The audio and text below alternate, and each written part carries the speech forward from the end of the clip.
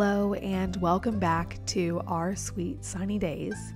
I hope that you guys are having an amazing spring. We are in full-fledged spring around here, and my warm weather loving soul is absolutely loving everything greening up and all the fresh foods that come with spring, and inching closer and closer to my favorite season, which is summer.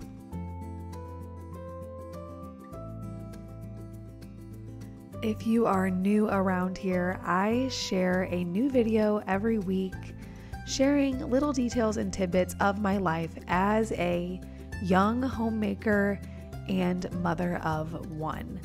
About a year ago, I was pregnant with our first baby, and my husband and I made the decision that it would just be best for our family for me to stay at home and keep the home and watch our daughter rather than sending her to daycare.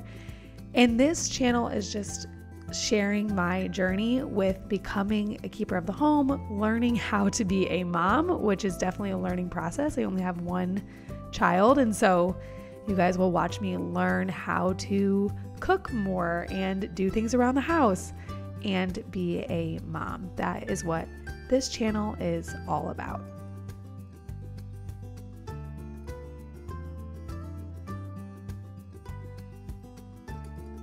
When I was a teenager and in my early 20s, I used to always say that I was a really good project person. I was good at seeing a job that needed to be done one time and then getting it done and not having to revisit it. And I was not as good at doing things routinely, things that had to be done every week or every day or every month. And over the past year, I have learned that that is basically all keeping a home is. And so lately, I've been really just thinking about how when it comes to keeping a home, it is heavily dependent on having a good routine or a good rhythm to get everything done that consistently needs to get done on a weekly, monthly, or daily basis.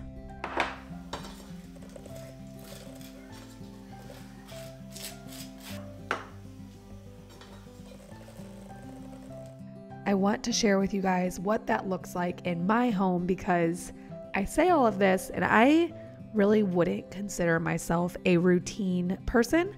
I like to call it more my rhythm of keeping a home. Outside of our morning routine, which is pretty standard, we eat breakfast, we make coffees, the baby plays for a little bit, and then she goes down for a nap. Outside of that, the day could really go any way. I am not the type of person that says, okay, we do laundry every Tuesday and then we clean bathrooms on Wednesday and then we, all the jobs that you could do to keep your home. We don't do them on specific days because that does not work for my personality. I am a very social person. And so if Tuesday comes up and my mom says, hey, do you want to go grab lunch? I'm going to be like, oh, well, forget about laundry. I'm going to get lunch. So the weekly routine, set routines like that don't work as well for me. They would take away from some of the freedom that we have in motherhood of being just a stay-at-home mom of one, and I'm not willing to sacrifice that. So I am very okay with, okay, the laundry needs to get done. Okay, the dishes need to get done every day. Okay, we need to lay out meat. I prefer to keep my home in that way rather than a specific routine.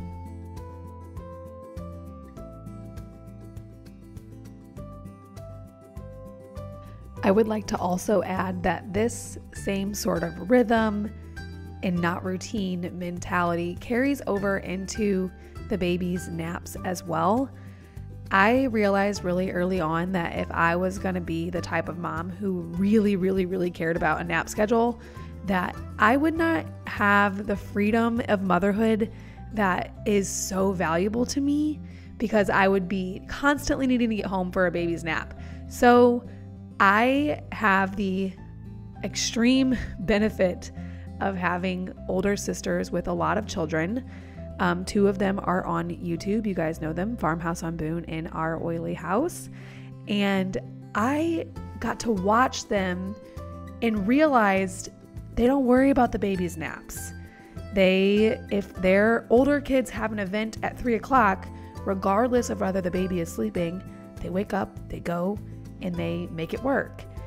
And so I realized that that could be what we did as well, because I had events that I wanted to go to, and I didn't want to have to worry about the baby's naps. And I realized that if a mother of 8, who is way more experienced than me, and obviously loves her children just as much, isn't worrying about it, then I don't have to either.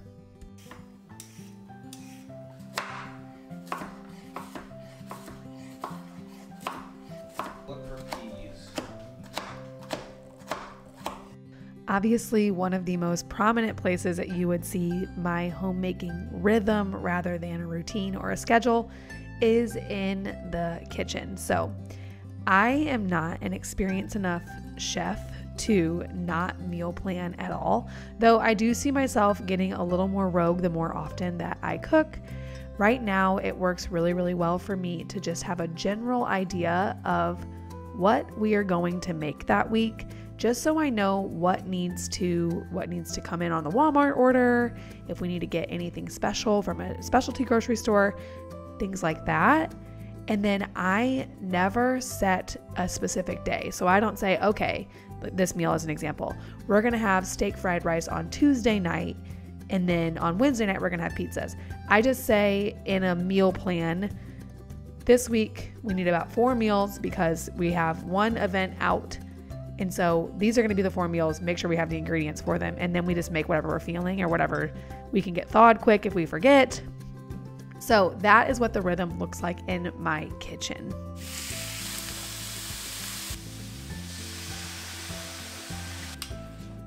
The meal you are seeing us make currently is one of my husband's absolute favorite things to cook, so I would be remiss not to share it with you. He is working on perfecting fried rice in the wok, and so this particular time we used a round steak cubed up. The last cut order we got a ton of round steaks. I don't really know what happened. So we have been using them in unique ways. And this was really, really yummy. I have to say, for all of his time trying to perfect this recipe, it is turning out really, really good lately. And we have been loving making this almost weekly for a date night, which is a huge perk to me because he does a lot of the cooking. And it's super, super yummy and just a really good comfort food.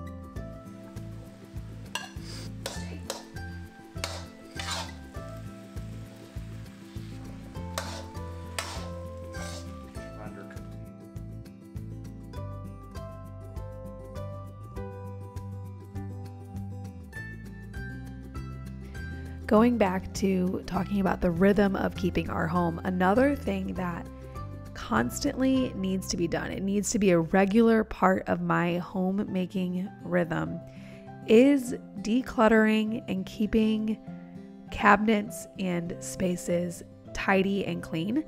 I hate clutter, and this cabinet lately, I had been noticing that every time I opened it, I was just like, ugh, like just, that sigh of like, oh man, that's a job.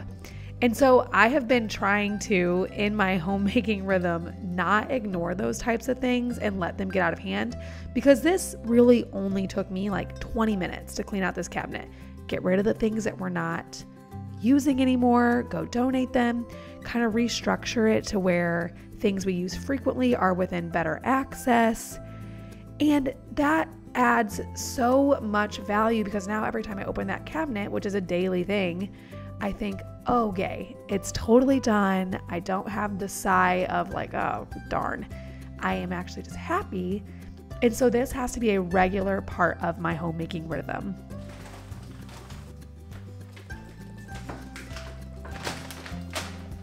Once I was done with the upper cabinet, which was the only goal I had, I realized it took way less time than I thought, and the baby was still sleeping. And I was in clean, declutter, and optimize mode. And I realized that our pantry could be set up a lot more efficiently for us.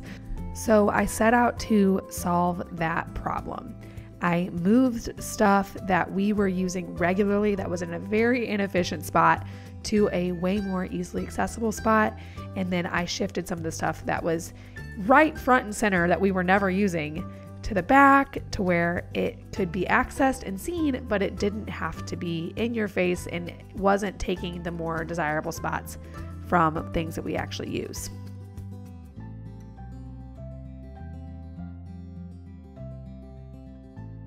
One of the absolute best parts of spring is the flowers. So these are not actually my peonies, they are my neighbor's. He takes his garden very, very seriously, but does not really care to pick flowers. And so I was like, listen, can I go pick your peonies? Because it's kind of killing me to see them die on the bush. And he was like, oh yeah, sure. So I got a big bunch of peonies from my neighbor and was just so excited to come in and get them in a vase and set them on my counter because flowers bring me so much joy. As always, I hope this video was inspiring to you. I'll see you guys next week.